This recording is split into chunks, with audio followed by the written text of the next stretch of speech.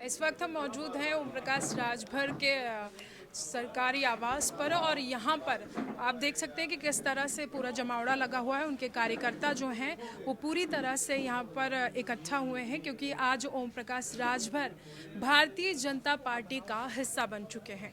आज उन्होंने party join की है और डिप्टी सीएम ब्रजेश पाठक ने उनका जोरदार स्वागत भी किया है। इसी पर हम बातचीत करने के लिए आज उनके सरकारी आवास पर पहुंचे हुए हैं और यहाँ पर उनके राष्ट्रीय प्रवक्ता से बातचीत करेंगे। बहुत बहुत स्वागत है आपका हमारे चैनल पर। आज सबसे पहले आप सभी को बहुत बहुत बधाई। सुहेलदेव भारतीय समाज पार्टी, जैसा कि अभी तक आप लोग बार बार हमारे राष्ट्रीय अध्यक्ष माननीय श्री ओम प्रकाश राजभर जी से सवाल करते थे कि राजभर जी किधर, तो आज आपने देखा कि सुहेलदेव भारतीय समाज पार्टी एनडीए गठबंधन का हिस्सा बन चुकी है और हम लोग मजबूती से एनडीए गठबंधन के साथ में जो हमारा लक्ष्य है उत्तर प्रदेश में 80 सीट जीतकर माननीय प्रधानमंत्री जी को फिर तीसरी बार प्रधानमंत्री बनाने के लिए मजबूती से। लेकिन पहले से जो था राजभर जी का वो समाजवादी पार्टी के साथ भी गठबंधन में रहे हैं, जिसके बाद वो जब गठबंधन से अलग हुए तो लगातार समाजवादी पार्टी जो उनके ऊपर आरोप लगा रही थी कि राजभर किसी भी तरफ के नहीं है, वो कभी भी कुछ भी कह सकते हैं, कुछ भी बोल सकते हैं। तो क्या जो आज वो पार्टी में शामिल हुए हैं, भारतीय जनता पार्टी में शामिल हुए हैं, तो क्या ये पहले से प्लान था ये या फिर अचानक? नहीं, देखिए, ये तो समाजवादी पार्टी को खुद अपने गिरेबान में झांक के देखना चाहिए, क्योंकि समाजवादी पार्टी ने चाहे बहुजन समाज पार्टी के साथ हो, चाहे कांग्रेस के साथ हो, चाहे केशव देव मौर्य जी के साथ में हो, गठबंधन तो किया मगर गठबंधन धर्म निभाया नहीं। गठबंधन करने के बाद वो तुरंत गठबंधन को खत्म करने का काम करते हैं। सुहेलदेव भारतीय समाज पार्टी के राष्ट्रीय अध्यक्ष जी ने तो साफ कहा ना कि आप महागठबंधन का नेतृत्व कर रहे हैं, आप उत्तर प्रदेश के सबसे बड़े दल है, आपके पास सबसे ज़्यादा सीटें हैं, मगर आप तेलंगाना जा रहे हैं, आप पश्चिम बंगाल जा रहे हैं, आप महाराष्ट्र जा रहे हैं। आप बताइए, उत्तर प्रदेश के अंदर जो 80 सीटें हैं, आज उत्तर प्रदेश ही देश की राजनीति को तय करता है। उत्तर प्रदेश में जो 80 सीटें हैं, उन सीटों पर वोट दिलाने वाले सुहेलदेव भारतीय समाज पार्टी के ओम प्रकाश राजभर जी हैं, आज बहुजन समाज पार्टी की मायावती जी हैं। आप उनसे न वार्ता करके आप जा रहे हैं तेलंगाना, बताइए केसीआर जी यहाँ कितना वोट दिलाने का काम करेंगे। आप जा रहे हैं पश्चिम बंगाल, बताइए यहाँ ममता बनर्जी कितना यहाँ वोट दिलाने का काम करेंगे। तो कहीं ना कहीं सुहेलदेव भारतीय समाज पार्टी के राष्ट्रीय अध्यक्ष ने बार बार कहा कि समाजवादी पार्टी कहती कुछ है और करती कुछ है। उनका मिशन आज वो पूरे देश में अपनी छवि बनाने के लिए घूम रहे हैं अखिलेश यादव जी, मगर जब यहाँ नगर पंचायत का चुनाव आया तो नगर पंचायत का चुनाव छोड़ गए थे। तो जो राज्य आज 80 सीटों का राज्य है, उस पर ना ध्यान देकर आप नेशनल छवि बनाने में लगे हैं। लेकिन समाजवादी पार्टी लगातार ये भी कहती आ रही है कि राजभर जो है एक बार बीजेपी के गठबंधन से अलग हुए थे और वहां पर गाली गलौज लड़ाई झगड़ा करके वहां से बाहर निकले, तो फिर से उन्होंने क्यों बीजेपी का दामन थाम लिया है? नहीं, तो ये तो अखिलेश यादव को खुद बोलना चाहिए ना कि उन्होंने बसपा से गठबंधन क्यों किया और बसपा की बहन मायावती जी के साथ उन्होंने क्या करने का काम किया था। तो ये समय समय पर ये सब चीज़ें होती हैं। चुनाव में बहुत से शब्द ऐसे लाए जाते हैं, हर पार्टियां हर दल लाने का काम करती है, वो चुनाव के समय ही खत्म हो जाती हैं। हमारे कुछ मुद्दे थे जिन मुद्दों को लेकर 2017 की सरकार में हम जाने का काम किए थे, राष्ट्रीय अध्यक्ष जी ने गठबंधन किया था।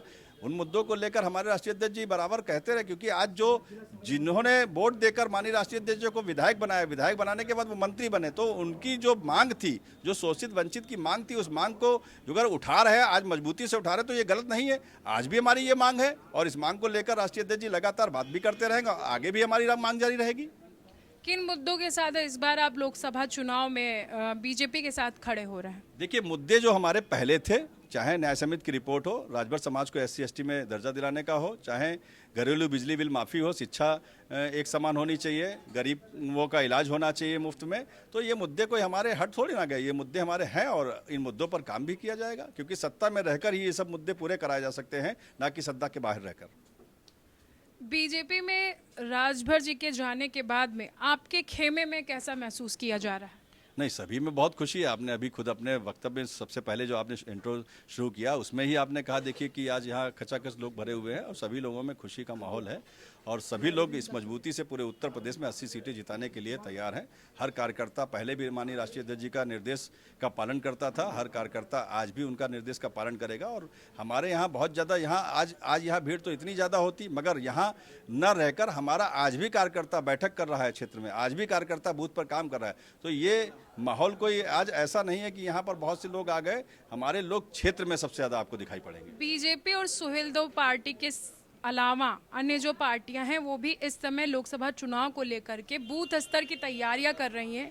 तो आपकी पार्टी की तरफ से क्या क्या तैयारियां शुरू की गई हैं लोकसभा चुनाव को लेकर? देखिए, अभी आपने देखा जब 2022 का हमारा गठबंधन समाजवादी पार्टी के साथ था, चुनाव हम लोग हार गए। उसके बाद हमारे माननीय राष्ट्रीय अध्यक्ष सावधान यात्रा के माध्यम से उन्होंने एक यात्रा निकाली और लोगों को सावधान करने का काम किया और जो मुद्दे थे हम सड़क तक जाकर बताने का काम किया। तो हम फिर उसके बाद हमने महिला हक अधिकार सम्मेलन उनके माध्यम से हमने महिलाओं को जागरूक करने का काम किया। 50% उनको हिस्सेदारी कैसे मिले उस पर हम लोगों ने काम किया।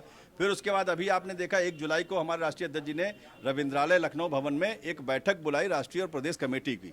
उस बैठक में उन्होंने एक आदेश दिया और निर्देश दिया 18 मंडल की समीक्षा बैठक, जो हमारा बूथ पर कार्यकर्ता कर रहा था, पदाधिकारी था, जिले का था, उसकी समीक्षा 18 मंडल में हमारे राष्ट्रीय अध्यक्ष माननीय श्री ओम प्रकाश राजभर जी और हमारे डॉक्टर अरविंद राजभर जी जो राष्ट्रीय प्रमुख महासचिव जी हैं, उनके द्वारा 18 मंडलों में समीक्षा बैठक की जा रही है। बूथ स्तर तक हमारा कार्यकर्ता कितना काम कर चुका है उसकी समीक्षा की जा रही। इसकी समीक्षा के बाद 28 तारीख की हमारी समीक्षा चलेगी। इसकी समीक्षा के बाद नई रणनीति तैयार होगी और जो कमियां रह जाएंगी उनको भी हम पूरा करने का। जिस तरह से समाजवादी पार्टी का नारा है कि इस बार 80 हराओ और प्रदेश से बीजेपी हटाओ, तो आपको क्या लगता है कि इस बार समाजवादी पार्टी जो है वो बीजेपी को मात दे पाएगी या उनका जो 80 हराने का नारा है वो ऐसे ही सिर्फ रह जाएगा? अच्छा लग रहा है, आप उनका एक नारा आप भूल गए। जब वो 2022 का चुनाव लड़े थे तो उनका एक नारा था कि हम 400 सीटें जीत रहे हैं। 400 सीट जीतने का दावा किया था, तो वो भी फुस हो गया तो ये भी फुस हो जाएगा। आपके हिसाब से जो 80 का नारा उन्होंने दिया है वो लोकसभा चुनाव में कोई काम आने वाला नहीं है? बिल्कुल नहीं है। और जो समाजवादी पार्टी की शायद जो सीटें पहले उन्होंने जैसे तैसे वो जीतने का काम किया था, तो शायद इस बार वो भी सीट जीतने का काम नहीं समाजवादी पार्टी का। जो वो पीडीए का मुद्दा लेकर के चल रहे हैं, पिछड़ा दलित और अल्पसंख्यक का, आपके हिसाब से क्या लगता है कि क्या वाकई में समाजवादी पार्टी जो है वो पीडीए के लिए काम करती है? देखिए, समाजवादी पार्टी ने एक नारा दिया कि पीडीए जो है एनडीए को हराने का काम करेगा। मगर ये बताइए, जो अति पिछड़ा समाज है आज, जैसे पाल है, प्रजापति है, कश्यप है, अर्कवंशी है, बारी है, बिहार है, रजवार है, ये जातियां, ऐसी जो जातियां हैं उन जातियां का नाम अखिलेश यादव जी नहीं जानते। और जो अगर जानते होते तो आखिर अभी तक आपने हिस्सेदारी क्यों नहीं की? आप पीडीए तो बना लिए मगर आप इनको हिस्सेदारी नहीं देना चाहते हैं। तो आज हिस्सेदारी की लड़ाई है। आज ये जातियां जो हैं भारतीय जनता पार्टी को वोट कर रही थी, इसीलिए तो सुहेलदेव भारतीय समाज पार्टी के राष्ट्रीय अध्यक्ष जी ने कहा कि आप जमीन पर नहीं उतर पा रहे हैं, आप इन जातियों को हिस्सेदारी नहीं दे रहे, तो आपको वोट कौन देगा? तो कहीं ना कहीं अखिलेश यादव पीडीए बनाए हैं। जब हिस्सेदारी देने की बात आती है, जब उनकी सरकार बन के तैयार हो जाती तो आपको पता है किसको हिस्सेदारी मिलती है। सीधा सीधा आप थाने से लगाकर जो है तहसीलों में देखिए, एक ही वर्ग के लोग दिखाई पड़ते हैं वहाँ पर।